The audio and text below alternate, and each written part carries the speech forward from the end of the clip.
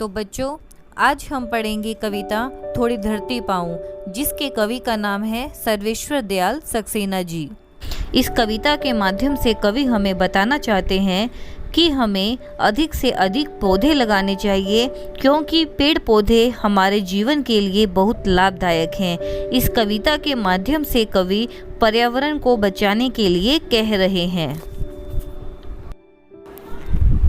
बहुत दिनों से सोच रहा था, थोड़ी धरती पाऊं, उस धरती में बाग बगीचा जो हो सके लगाऊं। इन पहली 4 लाइनों में कवि कहते हैं कि बहुत दिनों से मैं यह सोच रहा हूँ कि मुझे थोड़ी सी ज़मीन मिल जाए, थोड़ी सी धरती मिल जाए और उस धरती पर मैं बाग बगीचे लगाऊं, अर्थात उस धरती पर मैं, उस ज़मीन पर मैं पेड़ पौधे लगाऊं, जिनमें फल और फूल खिलें। उन पौधों से, उन पेड़ों से फल और फूल खिलेंगे और पक्षी बोलेंगे, चिड़िया अपने मधुर ध्वनि से गाएगी और चारों तरफ सुगंध खुशबू बिखर जाएगी। बगीचे में एक जलाशय, एक तालाब भी हो, जिसमें ताज़ी हवा अपना अंग भिगोकर और भी ठंडी हो जाए, अर्थात उस तालाब से जब हवा गुजरेगी तो वह और भी ठंडी हो जाएगी। इन पंक्तियों में कवि कहते हैं कि लेकिन 1 इंच धरती भी कहीं नहीं मिल पाई, एक पेड़ भी नहीं कहे जो मुझको अपना भाई।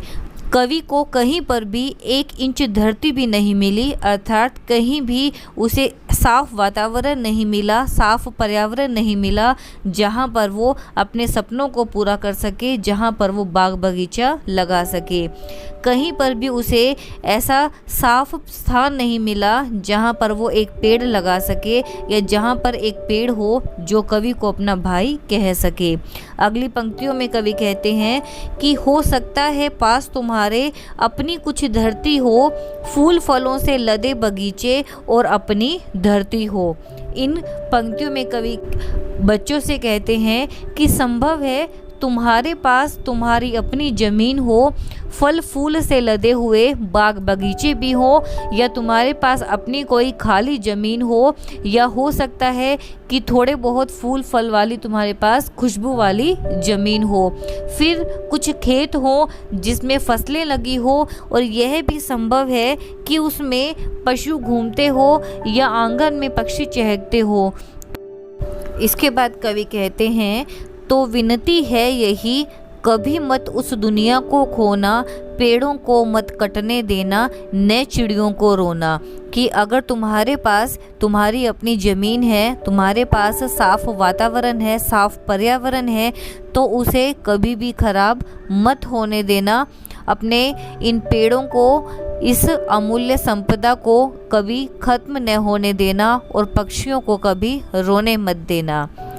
एक एक पत्ती पर हम सब के सपने सोते हैं, शाखें कटने पर वे भोले शिशुओं से रोते हैं।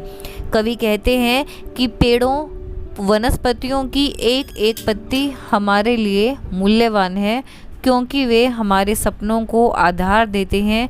जब पेड़ों की शाखाएं कटती हैं तो वे भी छोटे बच्चों की तरह रोते हैं। इसलिए अपने जीवन में पेड़ों के महत्व को समझते हुए पेड़ों के संग बढ़ना, पेड़ों के संग खेलना और पेड़ों के संग ही हमेशा बढ़ते रहना सीखना चाहिए, यानी पेड़ों को अपने जीवन का एक हिस्सा बना लेना चाहिए।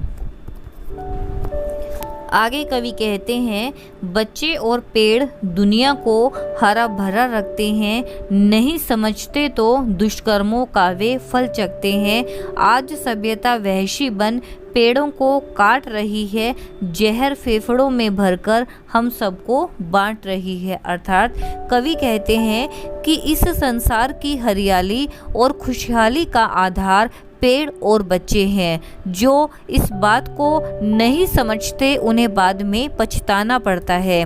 इस समय में सभ्यता वहशी बनी हुई है, अर्थात अपने आप को डेवलप करने के लिए, शहरीकरण के लिए मनुष्य ने पेड़ों को अपना दुश्मन बना लिया है। वे पेड़ों को काटते जा रहे हैं।